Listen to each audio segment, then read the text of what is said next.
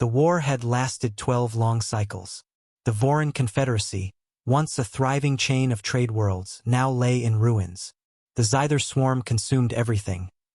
Cities, crops, fleets, even the atmosphere of our outer colonies. Every defense line we built crumbled. Every ally we begged turned away.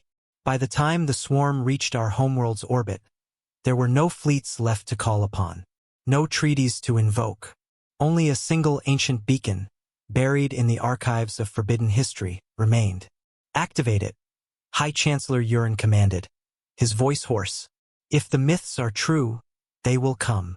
"Chancellor," whispered the defense minister, "they are dangerous." "Good," Urin said, staring at the burning skies. "So are the things killing us." The beacon was human.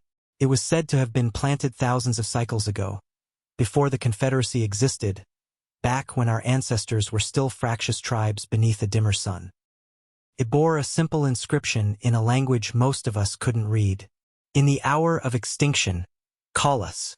And so we did. 2 weeks passed. Many thought the call had gone unanswered.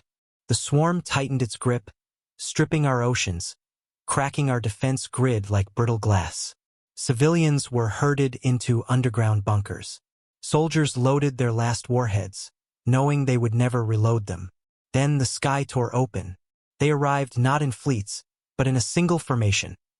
A wedge of obsidian ships emerging from folded space, their hulls marked with a flag no Voran historian had ever seen. A blue sphere, green continents, white stars. Unidentified vessels. Our commander's broadcast. "State your allegiance." A reply came in a language old as ash. Our translators scrambled to piece it together. "This is the Terran Vanguard," you called. We answer. At first we did not understand. They were only one species. Their ships, though menacing, were not countless. But when the swarm turned its full force upon them, we saw why our ancestors called them the most dangerous species. The Terrans fought like no other. They did not retreat when flanked. They split their formation and struck from within. They did not shield their worlds. They scorched the void until no enemy remained to threaten them. Their weapons tore the Zither apart in storms of plasma and railgun fire. Their soldiers boarded hive ships and detonated them from the inside, laughing in the face of certain death. We, who had been beaten for a decade, watched them wage war as if it were their natural element. 3 months later, the Zither swarm was gone, burned, broken, fleeing into the deep dark beyond the rim. Our people cheered the victory, but in the High Council chambers, celebration gave way to unease. "They answered our call, Minister Vet," Hiss said quietly. "But what do they want now?" High Chancellor Urin looked out the window, where Terran carriers now orbited our capital world like silent wolves. "Something tells me," he murmured, "we are already paying the price." The humans did not demand tribute. They did not demand our surrender. Instead, they began repairing what they had saved. Rebuilding shipyards, distributing food, establishing patrol routes that bore their banners.